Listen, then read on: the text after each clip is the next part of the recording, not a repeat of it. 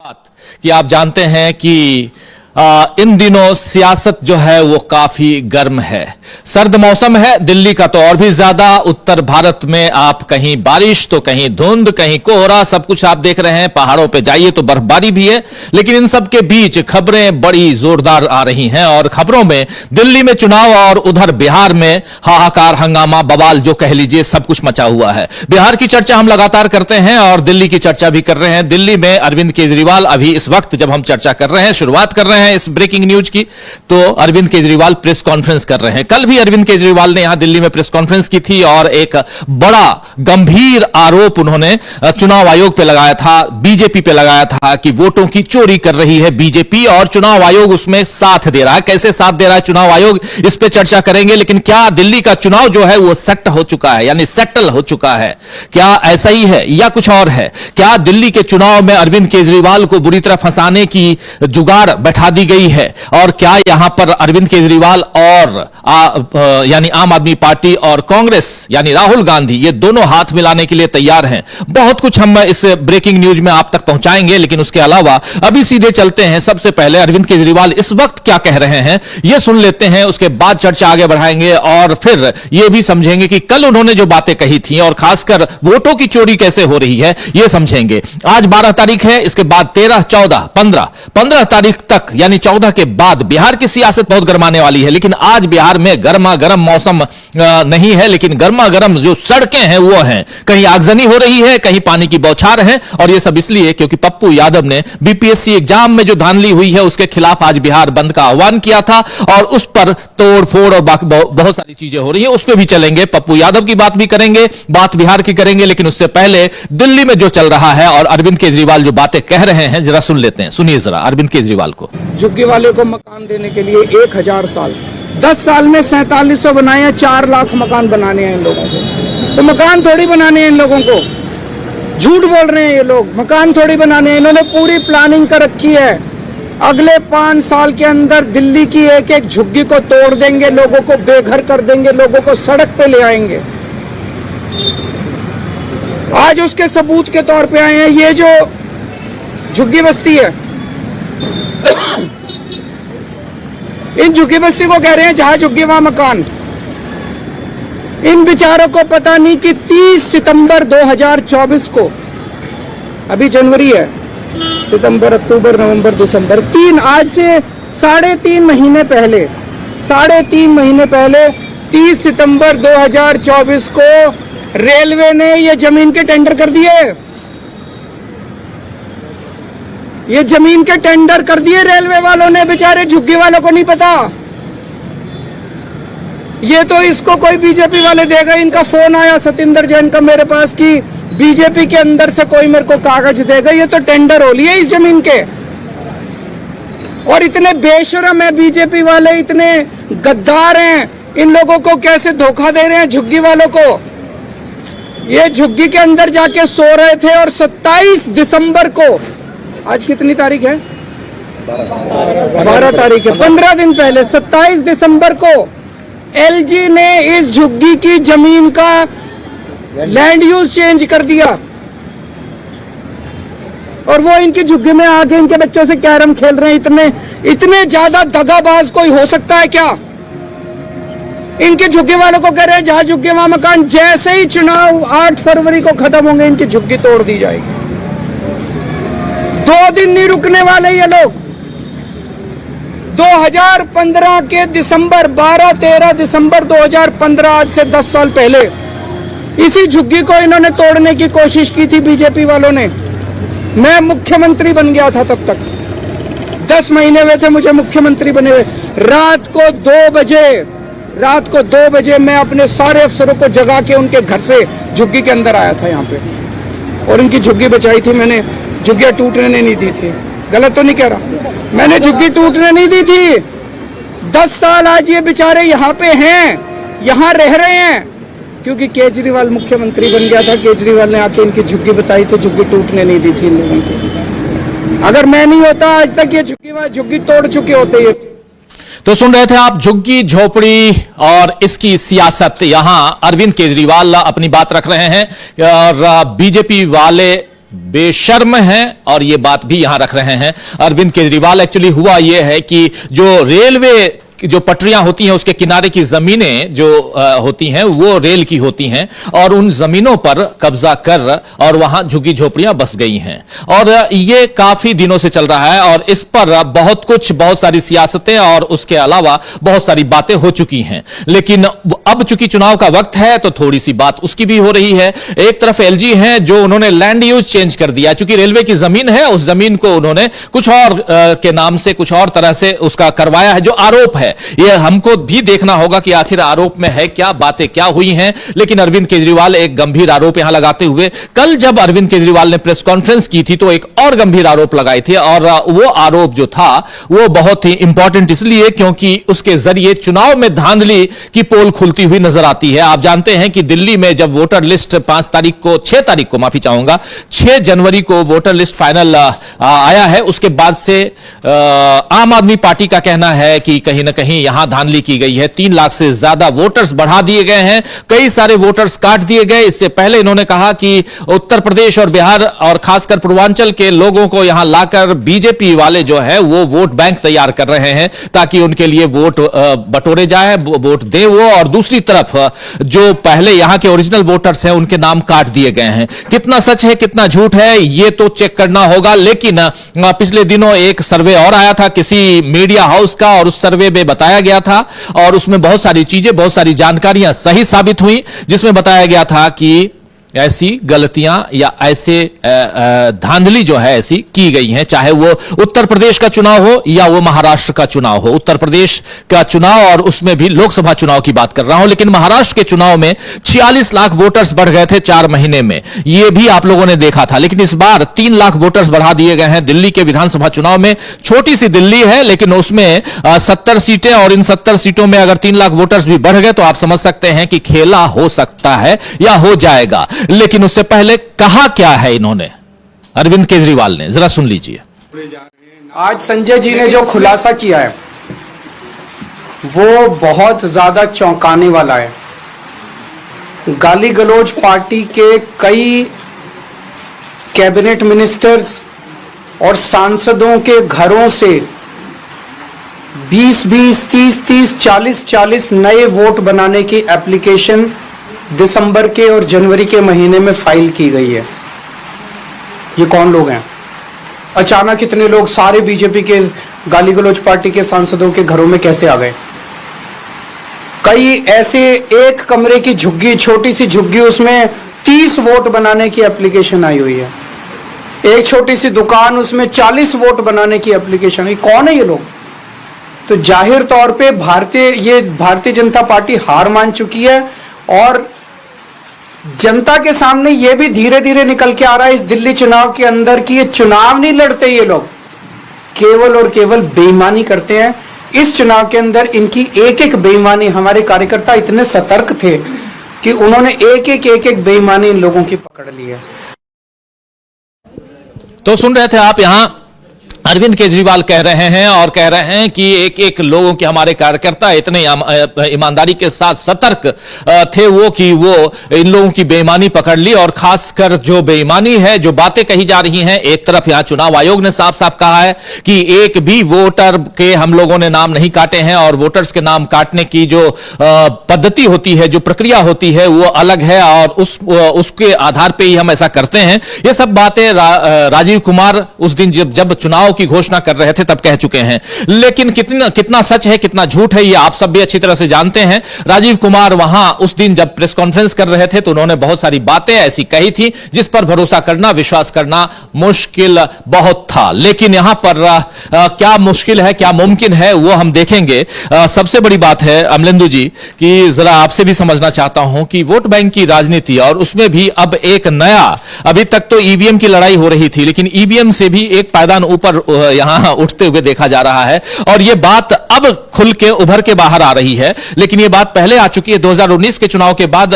और हम लोग कई बार मेंशन कर चुके हैं कि अशोका यूनिवर्सिटी के एसोसिएट प्रोफेसर सब्यसाची दास ने जो रिसर्च रिपोर्ट तैयार किया था और उस रिपोर्ट में वो साफ साफ उन्होंने बताया था कि कैसे यहां 3 अलग अलग चरणों में वोटर्स को प्रभावित किया जाता है, वोट बैंक को अपनी तरफ खींचा जाता है, जिसमें पहला पार्ट जो है वो यही है, यानी आप कहीं ना कहीं वोटर्स के नाम काटते हैं या वोटर्स को कहीं और फेंक देते हैं और उसमें भी वोटर्स या तो एब्सेंट मिला या वो शिफ्ट हो गया या डेड हो गया, यानी एएसडी जो है उसका इस्तेमाल पूरा का पूरा किया जाता है और अपने वोटर्स को तैयार किया जाता है। यही बात तो यहां पर अरविंद केजरीवाल भी कह रहे हैं, ये बात कांग्रेस पार्टी भी कह चुकी है और जाकर कांग्रेस पार्टी ने वहां चुनाव आयोग में अपनी शिकायत भी दर्ज कराई थी। अब आपको लगता है क्या कि यहां दिल्ली में यही खेल होने जा रहा है, जो खेल हमने देखा महाराष्ट्र में, जो खेल हमने देखा वहां हरियाणा में?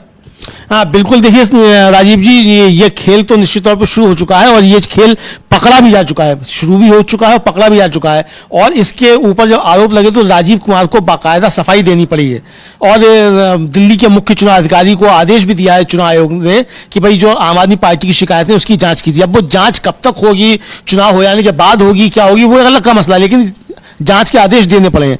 और राजीव जी, ये सब्यसाची दास की जिस रिपोर्ट का आपने हवाला दिया, उनकी जो थीसिस थी, इस शोध जो उन्होंने किया था, उसमें बहुत सारी बातें थी और वो चीजें हम लोगों ने देखा कि किस तरीके से हरियाणा और महाराष्ट्र में इंप्लीमेंट की गई और ये चीजें सामने आई।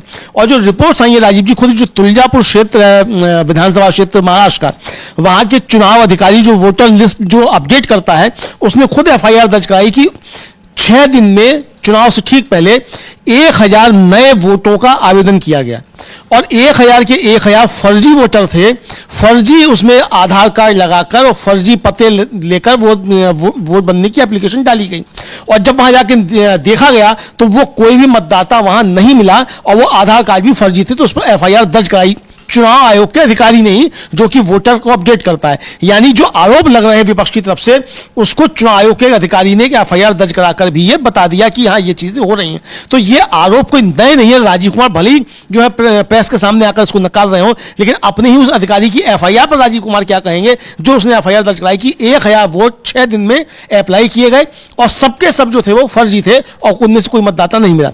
इसी तरीके से एक मीडिया आउटलेट राजीव जी, उसने फर्रुखाबाद और मेरठ 2 जगह की उसने ग्राउंड रिपोर्ट की और यह देखा कि दोनों जगह भारतीय जनता पार्टी लोकसभा चुनाव बहुत कम मार्जिन से जीती और दोनों जगह फर्जी वोट जो थे वो बढ़ाए गए थे। और जो फर्जी वोट बढ़ाए गए उसमें एक जो बीएलओ है, उसका कहना यह था कि मैं 8 साल से इस क्षेत्र में हूं और मैंने इन मतदाताओं को ना कभी देखा और मैं खोज रहा हूं कि ये रहते कहां हैं।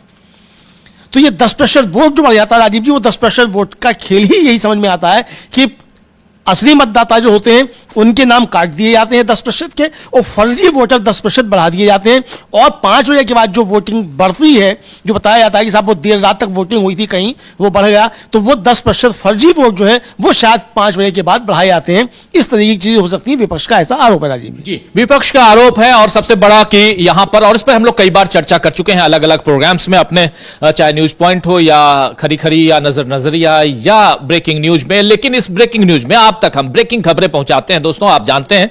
और जो दिल्ली में चल रहा है उसके अलावा बिहार की तरफ चलें तो बिहार में भी बहुत कुछ चल रहा है। बिहार में आप जानते हैं खिचड़ी चढ़ी हुई है, पकेगी कब और उतरेगी कब और कब खाएंगे, सब मिलके खाएंगे या अलग अलग खाएंगे, ये सब कुछ हम बताएंगे 14-15 तारीख के बाद, क्योंकि 15 तारीख को पशुपति पारस जो है उन्होंने अपने घर पर एक भोज का आयोजन किया है, खिचड़ी पर्व पे और मकर संक्रांति पे, और इसके बाद वहां से सियासत किस दिशा में जाती है वो भी देखेंगे। लेकिन उससे पहले बीपीएससी एग्जाम और उसको लेकर जो वहां गहमा गहमी का आलम है, उसमें कूदे हैं 2 बड़े नेता, बड़े क्या कहें लेकिन नेता हैं, नेता में बन गए हैं नेता इसलिए कह सकते हैं, पप्पू यादव और दूसरे जो हैं वो अब नए नवेले नेता हैं प्रशांत किशोर, और प्रशांत किशोर के अलावा पप्पू यादव आजकल काफी मुखर हैं। अभी देखिए ये तस्वीरें, जरा पहले साथ जो कुछ हुआ उसके खिलाफ बिहार बंद का ये दूसरी बार उन्होंने आह्वान किया है। पहली बार आपने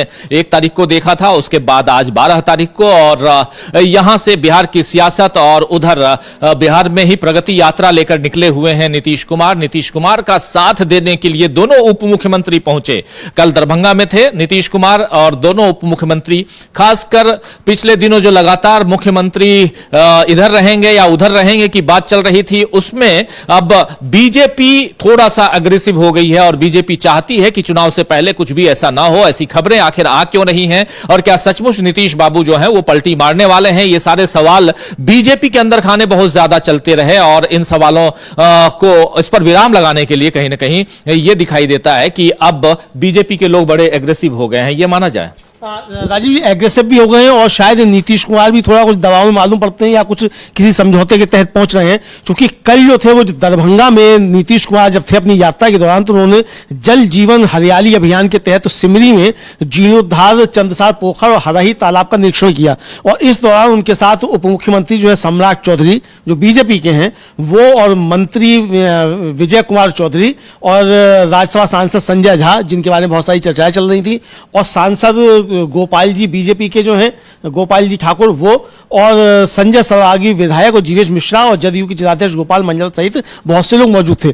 और लेकिन जो ये ट्वीट किया जनता दल यूनाइटेड ने राजीव जी कल, उसमें तो हैशटैग का इस्तेमाल किया गया था 2025 फिर से नीतीश। लेकिन अभी थोड़ी देर पहले राजीव जी एक नया ट्वीट आया है जनता दल यूनाइटेड का, और उस जनता दल यूनाइटेड के उस ट्वीट में जो है ये 25 फिर से नीतीश जो है ये गायब है, और यह बताया गया है कि बिहार खेल विश्वविद्यालय राजगीर को नई पहचान मिली है, और इसमें बिहार प्रगति यात्रा, राइजिंग बिहार, जेडीयू, ये हैशटैग सब इस्तेमाल किए गए हैं। लेकिन 2025 फिर से नीतीश जो है ये गायब हो गया है। अभी जो ट्वीट आया राजीव जी, आप जानते हैं कि नीतीश बाबू हर चीज ओपन करके नहीं करते हैं, वो जो भी काम करते हैं वो गुपचुप तरीके से करते हैं। और वैसे में अगर नीतीश कुमार कुछ चीजों पे एहतियात बरत रहे हैं तो इसको एहतियात बरतना ही कहेंगे, क्योंकि नीतीश कुमार कल क्या करेंगे ये किसी को नहीं पता, ये बीजेपी को भी नहीं पता रहता। बीजेपी को नहीं पता, और राजीव जी जो सम्राट चौधरी शामिल हुए हैं उनकी यात्रा में, इसको लेकर भी शंकाएं जताई जा रही हैं कि वो बीजेपी की तरफ से शामिल नहीं हुए हैं, वो शायद उनका भी मामला ये सुना जा रहा है कि वो भी जनता दल में जा सकते हैं। इस तरीके की चर्चाएं हैं, क्योंकि नीतीश बाबू ने बीजेपी में सेंध लगा दी है, बल्कि बीजेपी जो सेंध लगाने की कोशिश कर रही थी, ये जैसे नीतीश को मालूम पड़ा तो नीतीश ने बीजेपी में सेंध लगा दी है, और सम्राट चौधरी के विषय में ये चर्चाएं चल रही हैं कि वो जनता दल में जा सकते हैं।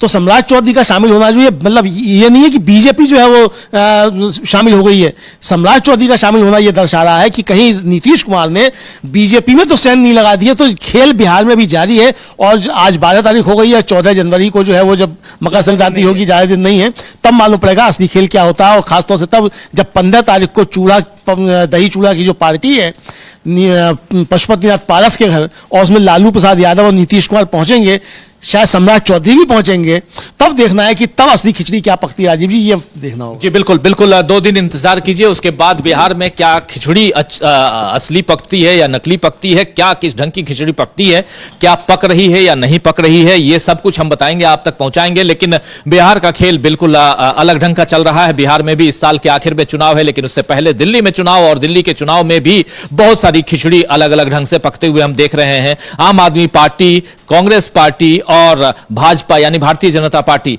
ये तीनों ट्रायंगुलर फाइट है यहां पे। लेकिन सबसे बड़ी बात कि आम आदमी पार्टी के समर्थन में इंडिया गठबंधन के कई अलग अलग दल आ गए, और कांग्रेस पार्टी चूंकि यहां आमने सामने चुनाव लड़ रही है, फाइट दे रही है, और वो काफी एग्रेसिव मोड में कांग्रेस पार्टी दिखाई दे रही है। मगर अंदर खाने इन दोनों पार्टियों के बीच बातचीत भी चल रही है, और कहा जा रहा है कि दक्षिण के नेता यानी स्टालिन और राहुल गांधी, और स्टालिन और केजरीवाल, इन दोनों के बीच, मतलब ये राहुल और केजरीवाल के बीच एक पुल का काम, एक ब्रिज का काम जो है वो कर रहे हैं, स्टालिन कर रहे हैं। कितना सफल होते हैं दोनों को मिलवाने में ये देखा जाएगा। लेकिन दिल्ली की खिचड़ी एक अलग तरह की है, और जिसमें बिल्कुल सामने चुनाव है, और दिल्ली का चुनाव राजीव कुमार जो मुख्य चुनाव आयुक्त हैं उनके लिए आखिरी चुनाव है मुख्य चुनाव आयुक्त के लिहाज से। तो इसलिए भी यहां बहुत इंपॉर्टेंट है ये जानना कि क्या राजीव कुमार आखिरी पारी अच्छी तरह से खेलेंगे, जैसे अभी तक खेलते आए हैं महाराष्ट्र में, जैसे उन्होंने खेला, जैसे उन्होंने हरियाणा में खेला, क्या वैसे ही बीजेपी को जीत दिलाकर वो रिटायर होंगे, या यहां पर बाजी जो है वो इंडिया गठबंधन उसमें कोई भी हो, आम आदमी पार्टी हो या कांग्रेस पार्टी, इसके हाथ में आने वाली है। ये सब कुछ भी बहुत इंपॉर्टेंट है। दिल्ली की बात करें तो, और दिल्ली की बात हम लगातार और बहुत करेंगे, ग्राउंड रिपोर्ट्स तक आप पहुंचाएंगे आप तक, और ऐसी बहुत सारी खबरें, बहुत लोगों के इंटरव्यू, सब कुछ आप तक हम पहुंचाएंगे। लेकिन जब बिहार की हम बात करते हैं तो बिहार की खिचड़ी में, और उसमें भी सबसे बड़ी बात की पप्पू यादव का कूदना बिहार में, यह क्या मायने रखता है और कितना पप्पू यादव यहां मोबिलाइज कर पाते हैं युवाओं को। कह रहे हैं पप्पू यादव की देखिए युवा कितने हमारे साथ जुड़े हुए हैं बिहार के लोग। और वहां देखिए कि पत्रकार पूछ रहा है कि आप विपक्ष जो है वो सड़कों पे नहीं है, लेकिन एक नेता ऐसा जो कि निर्दलीय है वो सड़क पे है। पप्पू यादव बोल रहे हैं कि देखिए सारे लोग मेरे साथ हैं। क्या आपको लगता है पप्पू यादव की राजनीति यहां किस दिशा में जाती हुई दिखाई देती है? ये एग्रेसिव मोड, पप्पू यादव हालांकि हैं कांग्रेस के नेता, आज की तारीख में पार्टी का विलय उन्होंने कर लिया है, लेकिन ये एग्रेसिव मोड जो है वो क्या, इसको कैसे देखा जाए? राजीव जी, ये असल में मुझे लगता है कि शायद बिहार की राजनीति में भी बहुत कुछ चल रहा है, क्योंकि जिस तरीके से प्रशांत किशोर मैदान में उतरे हुए हैं तो वो नीतीश के लिए समस्या पैदा कर रहे हैं। पप्पू यादव जिस तरीके से मैदान में उतरे हैं तो ये नीतीश के लिए तो समस्या है ही, लेकिन इसके साथ साथ इंडिया गठबंधन की अंदरूनी राजनीति है, उसमें भी शायद कुछ खेल है, ये किसी तरीके का ये भी समझा जा सकता है। क्योंकि पप्पू यादव का आज बिहार बंद काफी सफल बताया जा रहा है राजीव जी, और जगह जगह छात्र उनके समर्थन में उतरे हैं।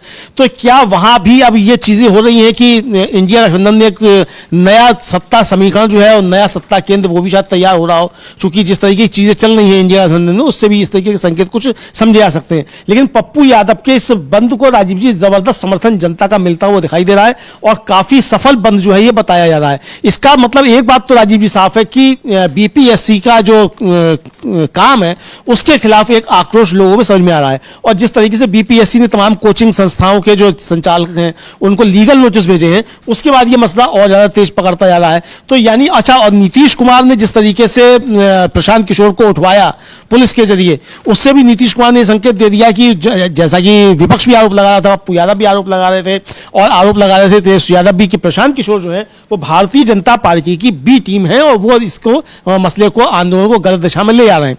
तो ये आरोप जो लग रहे थे, तो वहां बीजेपी की बी टीम को नीतीश कुमार ने जो था वो पुलिस से उठवा लिया, ठीक कर दिया। तो अब प्रशांत किशोर अपना कर रहे हैं। तो ये तो साफ हो गया कि प्रशांत किशोर बीजेपी की बी टीम की तरह से काम कर रहे हैं। नीतीश भी समझ गए कि नीतीश को अस्थिर करने के लिए भारतीय जनता पार्टी पीछे से कोई खेल कर रही है। तो यहां यह भी हो सकता है राजीव जी कि पप्पू यादव का इसमें कूदना प्रशांत किशोर को नुकसान पहुंचाने के लिए, ताकि जो छात्रों का आंदोलन है उसको गलत तत्व जो है वो अपने हाथ में ना ले लें, पप्पू यादव मैदान में कूद पड़े और एक सही दिशा में ले जाने की कोशिश जो है वो छात्रों के आंदोलन को की जा रही है, ताकि असामाजिक तत्व जो है जिस तरीके से वहां हुआ पटना के गांधी मैदान में, उस तरीके की घटनाएं फिर से छात्रों के साथ ना हो। तो एक सही दिशा में ले जाने की कोशिश है पप्पू यादव करते हुए दिखाई पड़ रहा है। बिल्कुल सही दिशा में ले जाने की कोशिश, लेकिन उसके अलावा वहां बिहार में जो चल रहा है, एक तरफ छात्रों का आंदोलन, दूसरी तरफ सियासी खिचड़ी पक रही है, वो किस दिशा में जाती है ये भी देखा जाएगा। तो बिहार से भी बहुत कुछ उसका इंतजार कीजिए। लेकिन दिल्ली में जो कुछ चल रहा है इसकी चर्चा ये भी है कि अब उधर डोनाल्ड ट्रंप इसी महीने 20 तारीख को शपथ लेने वाले हैं। आप जानते हैं 20 जनवरी फिक्स डेट, फिक्स तारीख होती है जब नए राष्ट्रपति अमेरिका के, यूनाइटेड स्टेट ऑफ अमेरिका के नए राष्ट्रपति शपथ लेते हैं। और उस दिन अभी तक इनविटेशन नहीं आया था नरेंद्र मोदी के नाम से, लेकिन अब आ गया है। मगर बहुत इंतजार के बाद, बहुत देर कर दी हुजूर आते आते, और बहुत इंतजार के बाद यहां पर जब इनविटेशन मिला है तो नरेंद्र मोदी नहीं जा रहे हैं, नहीं जा पा रहे होंगे। चाहते तो जरूर होंगे कि अपने दोस्त के उसमें जाएं, लेकिन सामने वाला दोस्त मानता है या नहीं मानता है ये भी देखना होगा, इसलिए तो पहले इनवाइट नहीं किया। तो वो नहीं जा रहे हैं, नरेंद्र मोदी नहीं जा रहे हैं, विदेश मंत्री जा रहे हैं, एस जयशंकर जा रहे हैं, और ऐसी खबर आ रही है। और तो ये अमेरिका की बात, अमेरिका की बातें भी बहुत होगी आने वाले समय में, क्योंकि जब वो डोनाल्ड ट्रंप दूसरी बार राष्ट्रपति बनेंगे, दूसरी और आखिरी बार राष्ट्रपति बनेंगे, तब इस पे भी हम चर्चा करेंगे, और उनकी चर्चा खूब होती भी रही है। एक खबर है ये, इसलिए आप तक हम पहुंचा रहे हैं। और दूसरी तरफ यहां दिल्ली की बात हम कर रहे हैं, बात बिहार की कर रहे हैं। बात ये भी है कि आतिशी ने यहां पर चंदा मांगा है। उन्होंने चुनाव के लिए 40 लाख रुपए चाहिए चुनाव लड़ने के लिए, और उन्होंने कहा है कि आप 100 रुपए से 1000 रुपए तक दीजिए हमको, और चंदा मांगा है अपने क्षेत्र के लोगों से ताकि वो चुनाव लड़ पाए। यानी आतिशी यहां बता रही हैं कि उनके पास पैसे की कमी है। और इस बीच संजय राउत ने भी एक बयान दिया है, उस बयान को भी थोड़ी देर में आपको हम दिखाएंगे, जिसमें उन्होंने कहा है कि कांग्रेस के लोगों को मेरी बात ध्यान से सुननी चाहिए। क्या बातें उन्होंने कही है ये भी जानेंगे। और उधर उत्तर प्रदेश हो कि बिहार हो कि दिल्ली हो या दूसरे प्रदेश हो, हर जगह से बहुत सारी खबरें रहती हैं जो न्यूज रूम से हम आप तक पहुंचाते हैं जरा। लेकिन ये समझना चाहता हूं आपसे एक बार फिर कि अगर वोटों में, और कुछ ये सर्वे भी आ रहे हैं, कुछ सर्वे में एक फलौदी बाजार का सर्वे है, जरा मैं अविनाश हमारे साथी उनको बुलाना चाहता हूं कि एक सर्वे की बात वो कर रहे थे जब इस कार्यक्रम की शुरुआत हम कर रहे थे। फलौदी बाजार बहुत चर्चित बाजार है और वहां का जो सर्वे ने कहे, बल्कि क्या कहते हैं उसको, सट्टा बाजार है, वो सट्टा बाजार है। सट्टा बाजार क्या कह रहा है, उसका अनुमान क्या है? हाँ, जो अनुमान सट्टा बाजार लगा रहा है उसमें आम आदमी पार्टी को ही जीत बताई जा रही है।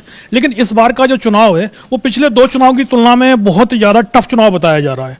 बीजेपी और आम आदमी पार्टी के बीच अभी तक जो 2 चुनाव हुए हैं उनमें करीब 15% वोटों का अंतर रहा है दोनों बार, चाहे 2015 की बात हो चाहे 2020 की बात हो। लेकिन इस बार का जो चुनाव है उसमें 4% वोट का ही सिर्फ मार्जिन बताया जा रहा है। और ये मार्जिन अगर आज की तारीख में यदि वोटिंग होती है तो उस हिसाब से जो फलौदी सट्टा बाजार बोल रहा है कि 39 सीटें तक करीब आम आदमी पार्टी को मिल सकती हैं। अब 36 सीटों का बहुमत है, बहुमत से सिर्फ 3 सीट ज़्यादा उनको मिलती हुई दिखाई दे रही हैं। और दूसरी तरफ बीजेपी को वो 30 सीट करीब दे रहे हैं। और लेकिन अगर कांग्रेस से गठबंधन होता है तो फिर स्थितियां पलट सकती हैं, क्योंकि उसके अलावा जो सट्टा बाजार का मामला तो अलग है, और उसके अलावा जो दुनिया अलग एजेंसियां जो हैं वो जो सर्वे कर रही हैं उसमें भी जो चीज़ फलौदी बोल रहा है वही चीज़ उनके सर्वे में भी निकल कर सामने आ रही है। उसमें भी यही बताया जा रहा है कि बीजेपी और आम आदमी पार्टी के बीच में आमने सामने की टक्कर होती है तो आम आदमी पार्टी को करीब 40 के करीब सीटें मिलेंगी और बीजेपी 30 के करीब पर होगी।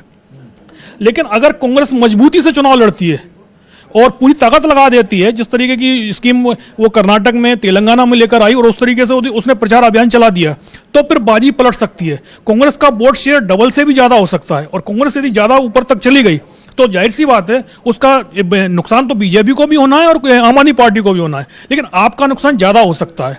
तो इसीलिए ये कहा जा रहा है कि भाई कहीं दोनों पार्टियां इंडिया गठबंधन की हैं, आम आदमी पार्टी हो और कांग्रेस हो, तो इसी ये कहा जा रहा है कि भाई दोनों के यदि साथ साथ मिलकर चुनाव लड़ लेते हैं, तो जैसे आपने बताया कि एम के स्टालिन के जरिए दोनों में बात चल रही है, राहुल गांधी और अरविंद केजरीवाल में, यदि दोनों के बीच में गठबंधन हो जाता है तो फिर जो परिणाम 2020 में आए थे बीजेपी उसी परिणाम के आसपास में दोबारा से फिर पहुंच जाएगी। उसके लिए फिर डबल फिगर में आना और मुश्किल हो जाएगा।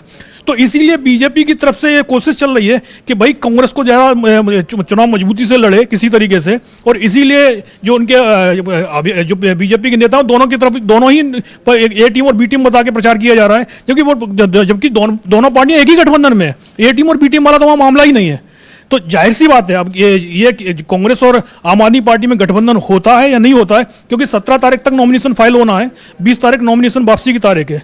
20 तारीख तक भी यदि गठबंधन हो जाता है तो ये मान के चलिएगा फिर दिल्ली चुनाव वन साइडेड पूरी तरीके से हो जाएगा, और नहीं तो फिर मुकाबला काफी कड़ा देखने को मिल सकता है। जी बिल्कुल, कड़ा मुकाबला देखने को मिल सकता है। अगर दोनों के बीच गठबंधन हो जाता है तो वन साइडेड, लेकिन अगर नहीं होता है तो ट्रायंगुलर मुकाबला, उसमें कौन बाजी मारेगा ये तो आने वाला वक्त बताएगा, और वो भी 8 फरवरी बताएगा। आप जानते हैं कि 8 फरवरी को रिजल्ट आना है, 5 फरवरी को चुनाव है पूरी दिल्ली में। तो एक तरफ ये, दूसरी तरफ सबसे बड़ी बात की क्या आम आदमी पार्टी और कांग्रेस के बीच गठबंधन होगा, और राहुल गांधी और केजरीवाल के बीच पुल का काम, ब्रिज का काम जो कर रहे हैं वो हैं तमिलनाडु के सीएम एम के स्टालिन। क्या वो सफल होते हैं? लेकिन यहां पर ये देखना भी, जरा आपसे भी समझूं अमलिंदु जी, कि ये करने से कांग्रेस को क्या फायदा है? देखिए राजीव, ये फायदा नुकसान तो कांग्रेस अपना सोचे और आम आदमी पार्टी अपना सोचे, लेकिन जिस तरीके की चर्चा चल रही है कि अगर कांग्रेस मजबूती से लड़ती है तो कांग्रेस आम आदमी पार्टी और बीजेपी दोनों को नुकसान पहुंचा सकती है। तो इसके राजीव जी 2 पहलू हैं। एक पहलू तो ये है कि आम आदमी पार्टी को नुकसान होगा, ये साफ समझ में आ रहा है कि उसको नुकसान होगा, लेकिन इसका दूसरा पहलू ये भी है कि कांग्रेस को अगर फायदा होता है और आम आदमी पार्टी को नुकसान होता है तो चुनाव के बाद परिस्थितियां ये भी बन सकती हैं कि आम आदमी पार्टी की सरकार बिना कांग्रेस के बने ही नहीं। तो ऐसे में कांग्रेस ने जो शुरू में अरविंद केजरीवाल की सरकार बनाई थी, तो क्या कांग्रेस फिर अरविंद केजरीवाल की सरकार बनाएगी या कहेगी कि अब दिल्ली में हमारी सरकार बनाओ? अरविंद केजरीवाल से। तो हो सकता है राजीव जी की ये भी आ रही हो। देखिए दोनों पार्टियां मजबूत हैं, तीनों ही मजबूत हैं और सब अपने अपने सर्वे करवा रही होंगी कि किससे क्या फायदा क्या नुकसान हो सकता है। तो ये भी आ रहा हो कि आम आदमी पार्टी को अब ये लगने लग गया हो कि कांग्रेस अगर लड़ती है मजबूती के साथ तो आम आदमी पार्टी को जो नुकसान होगा उसकी भरपाई कांग्रेस कर तो सरकार बनवाने में तो कर रही, लेकिन फिर दिल्ली में सरकार जो है वो फिर आम आदमी पार्टी की उस तरीके से नहीं चलेगी जैसे अभी तक 10 साल से चल रही है।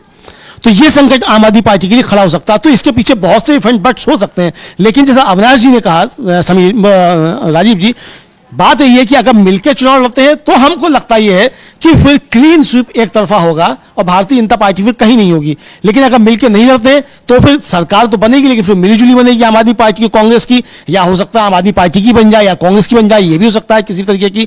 ये भी हो सकता है कि लड़ाई आमने सामने आम आदमी पार्टी और कांग्रेस की हो, भारतीय जनता पार्टी तीसरे पोजीशन में पहुंच जाए। जब चुनाव खुलेगा तब होगा, लेकिन फिलहाल की जो परिस्थितियां दिख रही हैं उसमें बहुत सारी बातें चल रही हैं। जैसा आपने बताया कि स्टालिन बीच में पड़कर मध्यस्थता करा रहे हैं, हालांकि जो दूसरे हिंदी पट्टी के दल थे इंडिया गठबंधन के, उनकी भूमिका इस मामले में बहुत ज्यादा खराब रही है। हाँ बिल्कुल खराब रही है, वो वन साइडेड चले गए। जैसे खासतौर से अखिलेश यादव की, खासतौर से अखिलेश यादव की भूमिका बहुत ज्यादा खराब रही है। बिल्कुल बिल्कुल, इसलिए क्योंकि अखिलेश यादव ने घोषित तौर पे कह दिया कि हमारा समर्थन आम आदमी पार्टी को है, और आम आदमी पार्टी को है इसका मतलब कि कांग्रेस पार्टी को हमारा समर्थन नहीं है। यहीं से बात की शुरुआत होती है। ममता बनर्जी भी कह देती हैं कि हम भी समर्थन दे रहे हैं, ऐसे तमाम दूसरे नेता आकर कह रहे हैं कि हम समर्थन दे रहे हैं। लेकिन यहां जरा सोचने वाली बात है कि क्या कांग्रेस पार्टी और आम आदमी पार्टी को एक साथ लड़ना चाहिए? अगर मुझसे आप पूछेंगे तो मैं बोलूंगा कि नहीं लड़ना चाहिए, अलग अलग लड़ना चाहिए, और कांग्रेस पार्टी को भी अपना जनाधार मजबूत करने के लिए अलग ही लड़ना चाहिए। और आम आदमी पार्टी चूंकि 10 साल से सत्ता पर काबिज है और उसके खिलाफ एंटी इनकम्बेंसी तो जरूर है, और ऐसे में आम आदमी पार्टी की मजबूती कितनी है ये भी सामने आएगा, और सामने ये भी आएगा कि कांग्रेस पार्टी कितनी मजबूती के साथ चुनाव लड़ रही है। क्योंकि अगर कांग्रेस पार्टी दिल्ली में फिर से जनाधार वापस पाना चाहती है तो ये कांग्रेस के नेताओं को सोचना चाहिए कि वो ये तो एक विचार विमर्श और एनालिसिस है। बिल्कुल राजीव जी, और जिस तरीके से कांग्रेस के नेताओं के केजरीवाल पर हमले बढ़ना शुरू हो गए, अभी तक तो दिल्ली के नेता थे कांग्रेस के, वो हमले बोल रहे थे, जैसे वो प्रत्याशी उनके अभिषेक दत्त वो हमला बोल रहे थे, उनकी बाइट भी हम लोग सुनवाएंगे, संदीप दीक्षित बोल रहे थे। लेकिन अब कांग्रेस के बड़े नेता जो हैं वो हमला बोलना शुरू कर चुके हैं, सीधे सीधे केंद्रीय नेतृत्व जो है उसने हमला बोलना केजरीवाल के ऊपर शुरू कर दिया है। कांग्रेस का जो ऑफिशियल ट्विटर हैंडल है वो केजरीवाल पे हमले बोल रहा है। श्रीनिवास बीवी जो यूथ कांग्रेस के राष्ट्रीय अध्यक्ष रहे, उन्होंने कल बहुत जबरदस्त हमला बोला है मतलब केजरीवाल के ऊपर। तो अब इसका मतलब ये संकेत लगने लगे हैं कि कांग्रेस मजबूती के साथ अब दिल्ली में चुनाव लड़ रही है, और एक वर्ग राजीव जी दिल्ली में ऐसा है जो ये कह रहा है कि अगर दिल्ली को आगे बढ़ाना है, विकास की तरफ ले जाना, तो यहाँ कांग्रेस की आवश्यकता है। क्योंकि जो काम दिल्ली में हुआ, दिल्ली को जो बनाया संवारा वो शीला दीक्षित के समय में हुआ, तो कांग्रेस जो है वो दिल्ली को ठीक कर सकती है। दूसरा, भारतीय जनता पार्टी जिस तरीके से केंद्र में है, केजरीवाल को तो रोज बीजेपी परेशान करती है, एलजी आकर कुछ ना कुछ अड़ंगे लगा देता है। तो केजरीवाल चूंकि अकेले भी पड़ जाते हैं, उनकी राजनीति जिस तरीके की रही है, दूसरे लोगों का उनको समर्थन नहीं मिलता। कांग्रेस के साथ इस तरह की चीजें करना भारतीय जनता पार्टी को थोड़ा मुश्किल होगा, क्योंकि वो एक पैन इंडिया दल है, राष्ट्रीय दल है, उसकी राष्ट्रीय एक पहचान है और राष्ट्रीय स्तर पर उसका अपना संगठन है। तो वो भारतीय जनता पार्टी को हर सवाल पर घेर सकती है, क्योंकि वो जिस तरीके से सवाल उठाती है राष्ट्रीय मुद्दों को लेकर भी वो होगा। दूसरा, भारतीय जनता पार्टी दिल्ली की सरकार तो वैसे भी चलाती है। अरविंद केजरीवाल मुख्यमंत्री हैं, वो एक घोषणा करते हैं राजीव जी की इस तरीके से दिया जाएगा, और उनका ही सरकार का चीफ सेक्रेटरी जो है वो विज्ञप्ति जारी कर देता है कि ये घोषणा फर्जी है या इस तरह की कोई योजना नहीं चल रही है। तो यानी सरकार तो अभी भी बीजेपी चला रही है। तो मुख्यमंत्री कोई हो, सरकार किसी को, अगर बीजेपी को ही इस तरीके से चलाना है तो किसी की भी सरकार हो, तो इसलिए अगर दोनों खुल के लड़ ही रहे आम आदमी पार्टी के कांग्रेस, और ये भी देख लिया जाए कि भारतीय जनता पार्टी को यहाँ कितना इसका अस्तित्व बचा है दिल्ली में भी, तो ये सारी चीजें खुलकर भी सामने आ जाएंगी। तो इसलिए भी हो सकता है कि ये इस पर विचार किया जाए कि आमने सामने लड़ते हैं। बिल्कुल बिल्कुल बिल्कुल, भारतीय राजनीति की बात, हम इंडिया के राजनीति की बात, उसमें भी दिल्ली में चुनाव की बात कर रहे हैं, और कांग्रेस और आम आदमी पार्टी के बीच क्या गठबंधन होना चाहिए या कांग्रेस पार्टी को खुद अपने दम पे चुनाव लड़ना चाहिए, ये बात भी हो रही है, और अलग अलग इसके मत आ रहे हैं, अलग अलग लोगों के विचार सामने आ रहे हैं, उन विचारों को आप तक हम रख रहे हैं। लेकिन यहां पर अगर आम आदमी पार्टी और कांग्रेस अलग अलग चुनाव लड़ती है तो क्या होगा, और यानी ट्रायंगुलर फाइट में किसको फायदा किसको नुकसान होगा, और दूसरी तरफ अगर ये दोनों साथ में लड़ते हैं तो किसको फायदा किसको नुकसान होगा। सत्ता पर काबिज हो सकता है कि वन साइडेड विक्ट्री हो जाए अगर आम आदमी पार्टी और कांग्रेस एक साथ आकर चुनाव लड़ते हैं, दोनों पार्टियां लड़ती हैं तो। लेकिन यहां पर दूसरी बात यह आती है कि कांग्रेस पार्टी कब तक आखिर बैसाखियों के सहारे रहेगी, यानी ऐसे राज्यों में अगर जाकर चुनाव लड़ना है तो वहां किसी न किसी के साथ, जैसे बिहार में आज तक कांग्रेस जो है वो पीछे है, वैसे ही उत्तर प्रदेश में कांग्रेस पीछे है। ये कांग्रेस को भी सोचना होगा कि हमको अपने दम पे चुनाव लड़ना और एक राष्ट्रीय पार्टी, इतनी पुरानी पार्टी, और उसको मजबूत करना है कि नहीं करना, ये राहुल गांधी को भी सोचना होगा। और मुझे लगता है राजीव जी इस पर शायद कांग्रेस काम करना शुरू कर रही है, क्योंकि कांग्रेस ने अपना जो नया संगठन तैयार किया है उसमें बिहार की जिम्मेदारी शहनवाज आलम को दी गई है जो राष्ट्रीय सचिव हैं। और वहां जाती जो शहनवाज आलम का पहला बयान था वो काफी ज्यादा सुर्खियां उसने बटोरा। उन्होंने कहा कि गठबंधन में कोई बड़ा और छोटा नहीं है, लोकसभा चुनाव में स्ट्राइक रेट बिहार में कांग्रेस का अच्छा रहा तो सीटों का बंटवारा लोकसभा स्ट्राइक के आधार पर होगा। और इसीलिए बाद में तेजस्वी का बयान जो आया कि वो गठबंधन जो था वो लोकसभा चुनाव के लिए था, विधानसभा चुनाव का अलग है। इसका मतलब कांग्रेस तैयारियां कर रही है और अब वो दबकर किसी से अब समझौता नहीं करेगी, ये साफ समझ में आ रहा है। तेजस्वी ने यह कहा है कि यहां महागठबंधन पहले से है, पहले से यहाँ महागठबंधन यहाँ पहले से है और उसी गठबंधन के तहत हम लोग चुनाव लड़ेंगे, उसी से चुनाव लड़ेंगे। ये शहनवाज आलम भी कह रहे हैं वहां के प्रभारी हैं कि गठबंधन में चुनाव लड़ेंगे, लेकिन कोई बड़ा छोटा भाई नहीं है, ये साफ किया जा रहा है। तो यानी बड़ा छोटा भाई नहीं, अब ये अपनी रणनीति होती है कि एक दूसरे पर दबाव बनाने की, राजीव जी, और जब तक कि समझौते नहीं हो जाते हैं तब तक इस तरीके के दबाव हर तरफ से बनाए जाते हैं, ये बताने के लिए कि भाई हमको हिस्सा ज्यादा मिले और हमको हिस्सा ज्यादा मिले। तो ये एक प्रेशर पॉलिटिक्स होती है, इसका गठबंधन टूटने से कोई लेना नहीं होता है, ये अपने सहयोगियों पर दबाव बनाने की एक ट्रिक होती है कि अपने सहयोगियों पर हम दबाव बनाकर किस तरीके से ज्यादा सीटें ले लें। तो ये उस रणनीति के तहत काम किया जा रहा है। तो ये तो करना होगा कि भाई आपको आगे बढ़ना होगा। और ये बात राजीव जी सही है कि अगर उत्तर भारत में कांग्रेस आगे नहीं बढ़ती है तो फिर दिल्ली में सरकार बनाने का सपना जो है, मतलब केंद्र में सरकार बनाने का सपना, वो थोड़ा सा अधूरा रहता है। तो उत्तर भारत में निश्चित तौर पर बढ़ना पड़ेगा। और अभी तक तो जो कांग्रेस जो मध्य प्रदेश, राजस्थान और छत्तीसगढ़ थी, वहां तो कांग्रेस के नेताओं ने ही कांग्रेस के कपड़े एक तरीके से खोद दिए, जिनके ऊपर भरोसा था कांग्रेस को कि ये सब वहाँ सब करेंगे, चाहे वो हरियाणा में हो, चाहे मध्य प्रदेश में हो, चाहे राजस्थान में हो, चाहे छत्तीसगढ़ में हो। तो अभी तो उसको जहाँ उसका मजबूत करते हैं वहाँ भी उसको अपने को मजबूत करना है और अपने नेताओं के वहाँ भी कुछ अंकुश लगाने हैं, कुछ जो ट्रेनिंग जो देनी है, पॉलिटिकल ट्रेनिंग, वो कांग्रेस को अपने नेताओं को देना है। ये इसकी एक सख्त आवश्यकता महसूस हो रही है राजीव जी। बिल्कुल आप सही कह रहे हैं। कांग्रेस को अपना जनाधार बरकरार रखना और उसको बढ़ाना, ये एक बड़ी चुनौती है। राहुल गांधी अपनी टीम बना रहे हैं और उसके साथ साथ लेकिन उन राज्यों में, खासकर जो उत्तर भारत के राज्य हैं जहां कुछ कुछ अलग अलग पार्टियों के साथ इनका गठबंधन है, चाहे वो उत्तर प्रदेश हो या बिहार हो, या इधर आप आइए दिल्ली में भी अभी अपने दम पे चुनाव पिछले लगातार लड़ रही है लेकिन कांग्रेस पार्टी, लेकिन जनाधार उसका नहीं है। वैसे ही वेस्ट बंगाल में इसकी हालत अच्छी नहीं है, कांग्रेस पार्टी की हालत अच्छी नहीं है।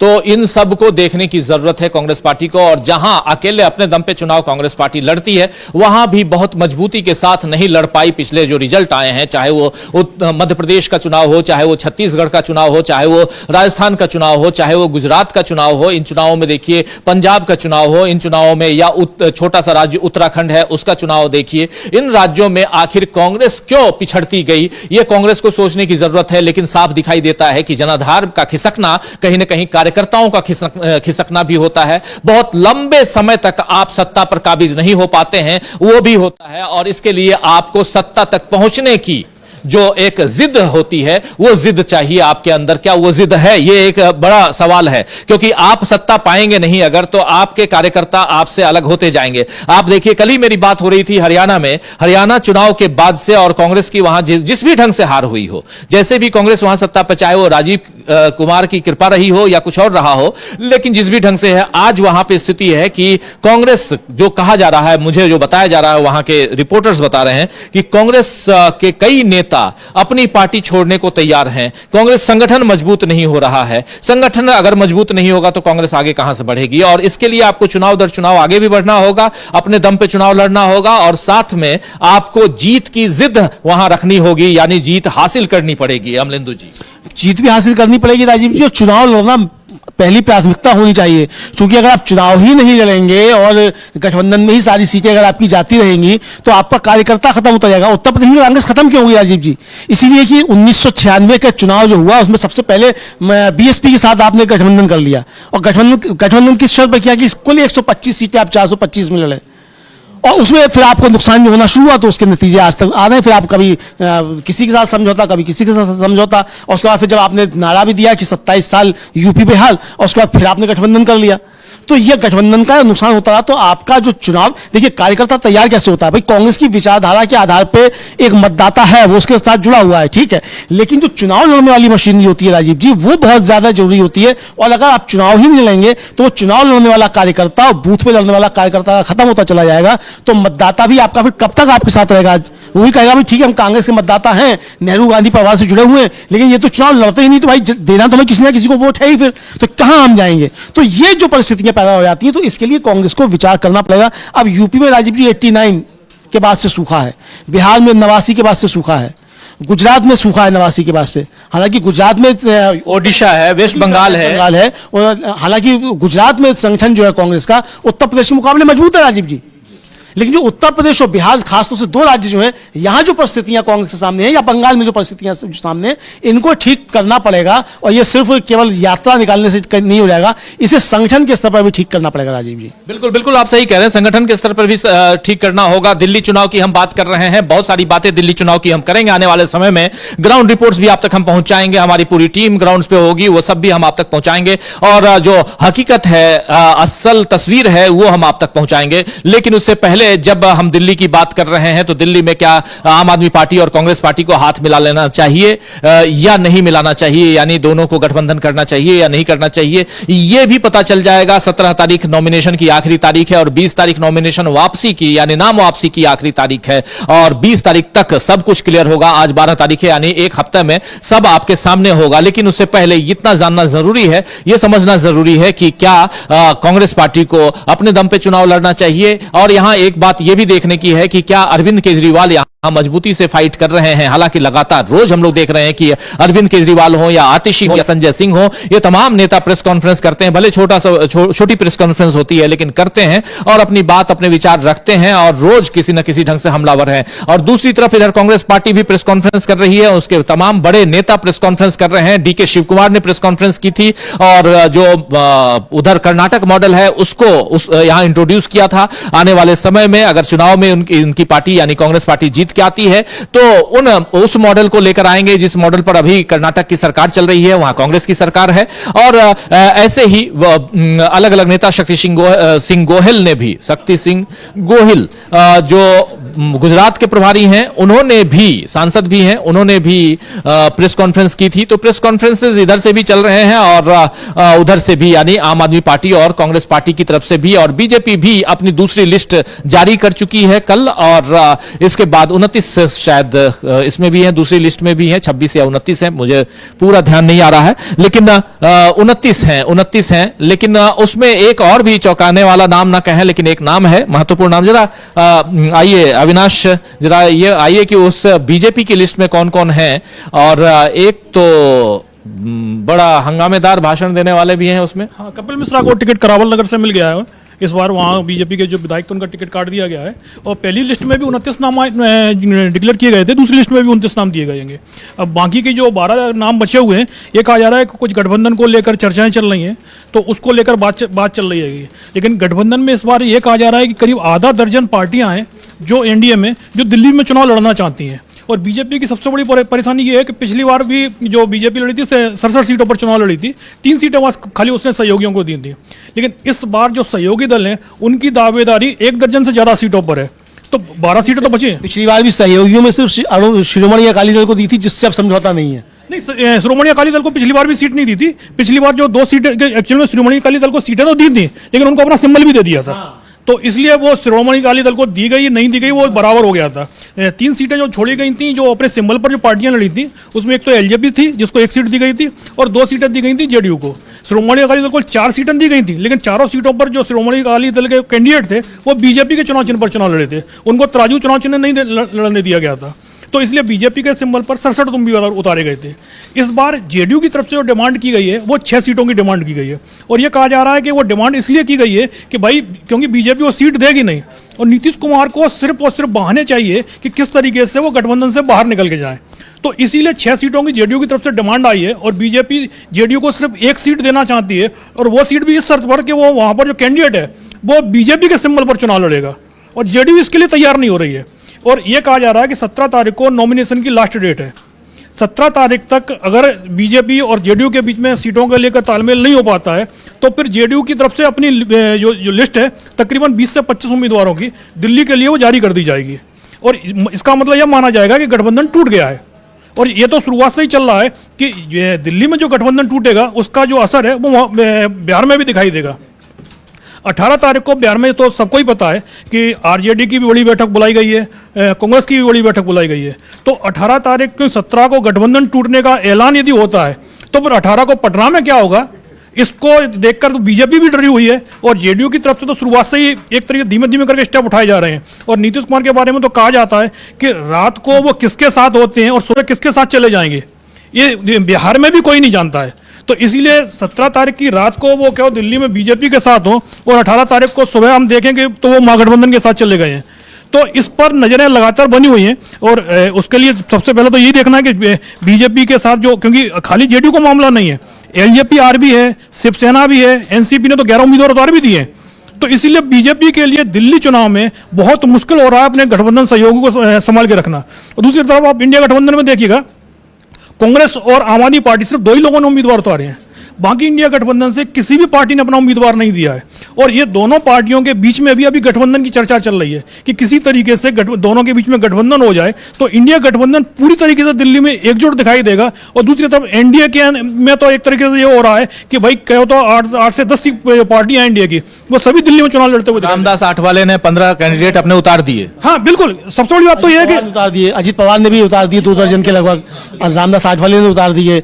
जीतन राम मांझी कह रहे हैं हम भी चुनाव लड़ेंगे, चिराग पासवान भी कह रहे हैं हम भी चुनाव लड़ेंगे, जनता जेडीयू भी चुनाव लड़ेगा, सब चुनाव लड़ेंगे। तो एनडीए खत्म हो गया इसका मतलब। फिर सबसे बड़ी बात तो यह है कि रामदास आठवले की जो पार्टी है वो महाराष्ट्र की पार्टी है।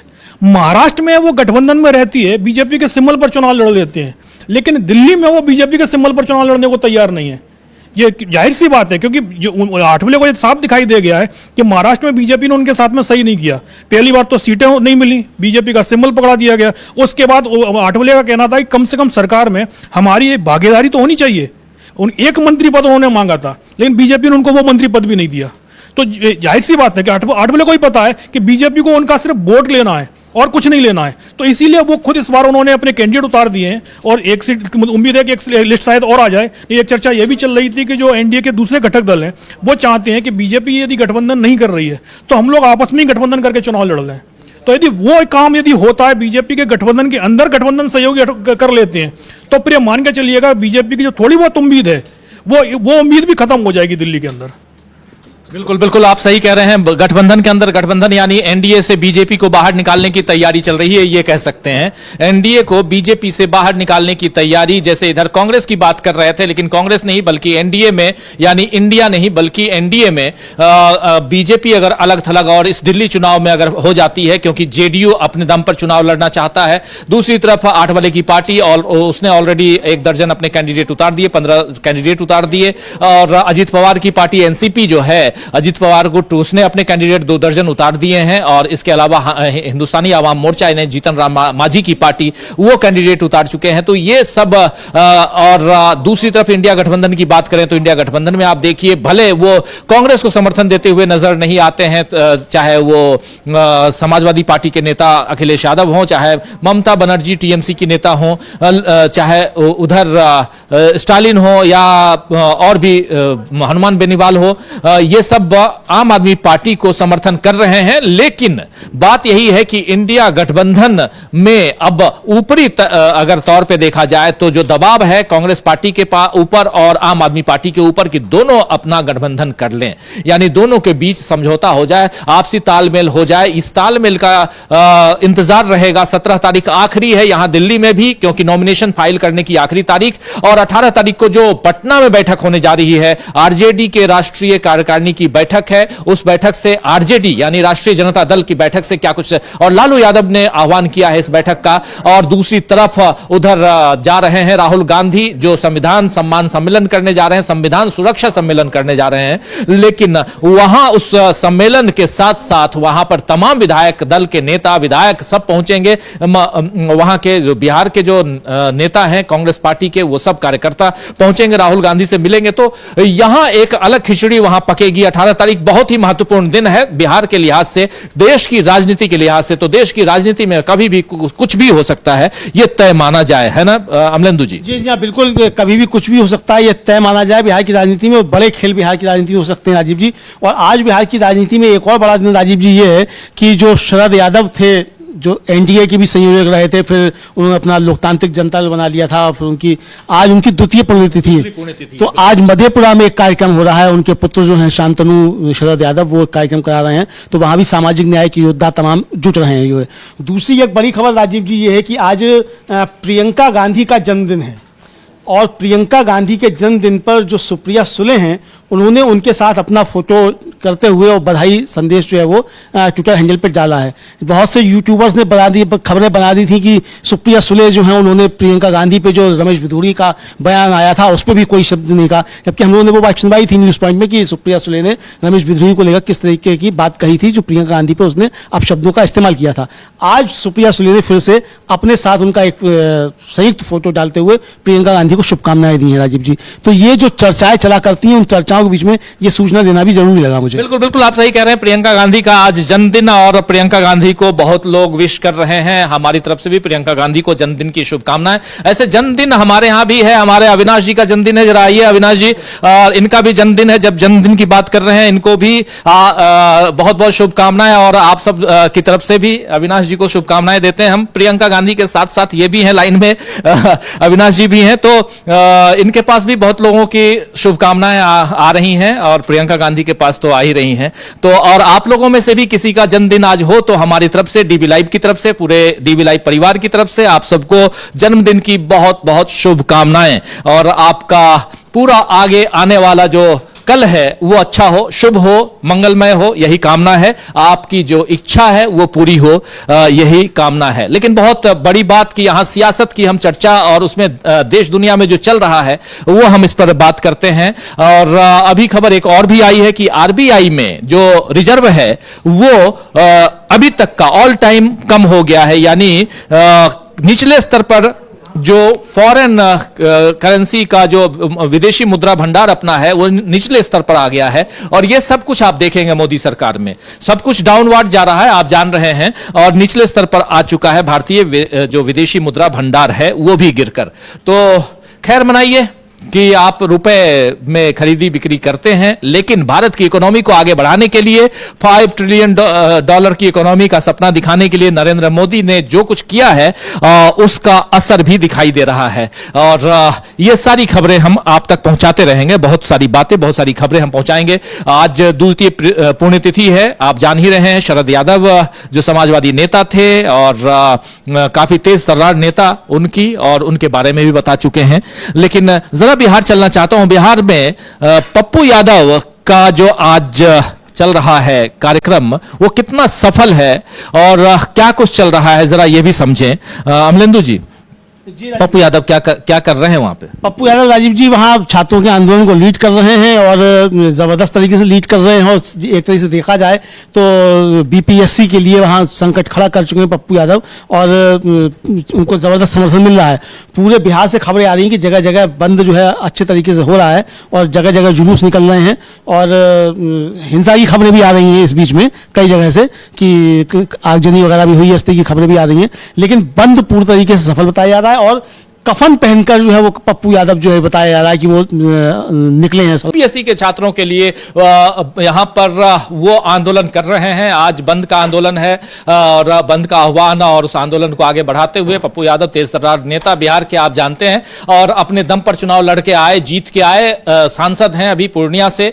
और कांग्रेस पार्टी में चुनाव से ठीक पहले उन्होंने विलय कर लिया था अपनी पार्टी का। उसके बाद वहां लालू प्रसाद यादव ने अपनी पार्टी के सिंबल पर वहां एक कैंडिडेट खड़ा कर दिया। वो कैंडिडेट अपनी जमानत तक बचा नहीं पाई, लेकिन पप्पू यादव जीत गए और जीतने के बाद अब बहुत मुखर हैं और वहां की पॉलिटिक्स पर बहुत ज्यादा ध्यान दे रहे हैं। आने वाले समय में से पप्पू यादव का भविष्य कांग्रेस में बहुत उज्जवल दिखाई देता है और एक अच्छा तेज-तर्रार नेता बिहार में कांग्रेस पार्टी को मिला हुआ ये दिखता है। अमलेंदु जी। हाँ बिल्कुल राजीव जी, पप्पू यादव अगर कांग्रेस में पहले भी आ गए होते तो अब तक बहुत आगे निकल चुकी होते, लेकिन पप्पू यादव भी चूंकि एक मस्त मौला टाइप के आदमी हैं और हालांकि आरोप उनके ऊपर भी बहुत सारे रहे हैं अपराध जगत से लेकर के तमाम तरीके के, लेकिन इसमें कोई शक नहीं है कि उस बिहार की राजनीति में जो एक कुछ नाम जो कुछ बड़ा कर सकते हैं और जिन्होंने कुछ बड़ा किया है उनमें पप्पू यादव भी शामिल हैं।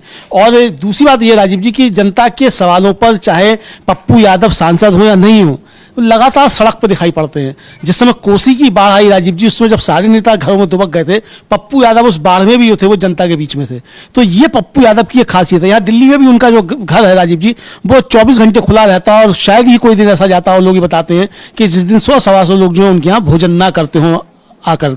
तो यानी ये एक बड़ी चीज़ है और राजनेता होता ही ये है कि जो हमारे एक मित्र थे राजीव जी और राजनेता थे, तो वो जाते थे गांव में तो कहते थे कि ये देखो हम जब गांव में जाते हैं तो जो आम आदमी है वो हमको दूध भी पिलाता है, मट्ठा भी पिलाता है, छाछ भी और रबड़ी भी खिलाता है, सब कुछ। लेकिन अगर वो हमारे यहाँ आए और अगर हम उसको एक टाइम का खाना भी ना खिला सकें तो हमारी राजनीति बेकार है। और उनके यहाँ भी राजीव जी ये होता था कि मालूम पड़ता था कि रात को 200 लोग जो है वो आए हुए हैं उनके क्षेत्र से और रात को रुके हैं और 200 लोगों का खाना जो है रोज लगभग होता था।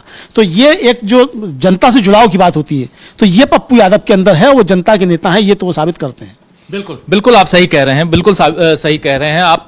पप्पू यादव की राजनीति की हम बात कर रहे हैं। उनकी राजनीति के जरिए यहाँ कांग्रेस पार्टी अपने संगठन को बिहार में कितना मजबूत कर सकती है, इस पर चर्चा हम कर रहे थे। चर्चा बहुत हम कर चुके हैं ऑलरेडी। इधर दिल्ली के चुनाव की चर्चा, बिहार की चर्चा जो है वो राष्ट्रपति यूनाइटेड स्टेट के जो न्यू इलेक्टेड राष्ट्रपति हैं डोनाल्ड ट्रंप, उनकी चर्चा भी कर चुके। विदेशी भंडार, मुद्रा भंडार कितना डाउन हो गया है इसकी चर्चा भी कर चुके हैं और बहुत सारी खबरें अभी आने वाले समय में और भी हैं। लेकिन इस कार्यक्रम को, इस चर्चा को यही समाप्त करने की इजाजत चाहता हूं और इसके बाद फिर बहुत सारे हमारे प्रोग्राम्स के लिए आप जुड़े रहिए और देखते रहिए डीवी लाइव। मुझे और अमलेंदु जी को और हमारे पूरी टीम को, अविनाश जी को खासकर बहुत बहुत शुभकामनाएं एक बार फिर से, और प्रियंका गांधी को भी बहुत शुभकामनाएं उनके जन्मदिन की, और आप सबको भी बहुत बहुत शुभकामनाएं। बहुत आपका दिन मंगलमय हो। इसी बात के साथ इस कार्यक्रम को यहीं समाप्त करता हूं। बहुत बहुत शुक्रिया। नमस्कार।